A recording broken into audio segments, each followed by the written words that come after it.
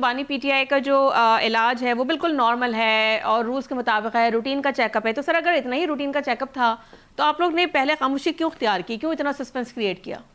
کیونکہ طلال چودھری صاحب نے پہلے نہ تصدیق کی نہ اس سے انکاری ہوئے، لیکن پھر عطا طارر صاحب نے کہا کہ انہوں نے تصدیق بھی کیا. انہوں نے کہا جی صرف 20 منٹ کا جو ہے وہ چیک اپ تھا، لیکن کہا یہ جا رہا ہے کہ ان کی کوئی سرجری ہوئی ہے، کوئی اس طرح کی کچھ اطلاعات موصول ہو رہی ہیں، ذرائع کا کہنا ہے ایسا.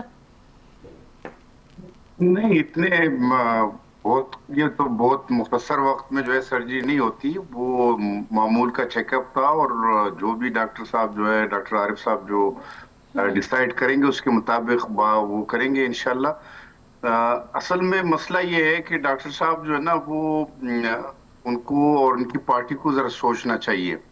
کہ یہ جو ہے نا ان کا علاج جو ہے وہ ان کا حق ہے، انسانی حق ہے کہ کسی قیدی کا بھی وہ حق ہوتا ہے، کوئی ایسی وہ نہیں ہے. لیکن مسئلہ یہ ہے سنا کہ آپ نے دیکھا ہے کہ ان کے پی ٹی آئی کا جو سوشل میڈیا ہے اور ان کا جو بھی پی ٹی آئی کا آفیشیل پیج چلاتے ہیں، ان کا جو آج ایک ٹویٹ آیا ہے اور جس طرح جو ہے وہ ہمارے سی ایم صاحب جو ہے وہ ہیرو بن کے جو ایس ایچ او کے ساتھ جو ہے جس طرح وہ بدتمیزی کر رہا تھا، اب اس کا لیول آپ دیکھیں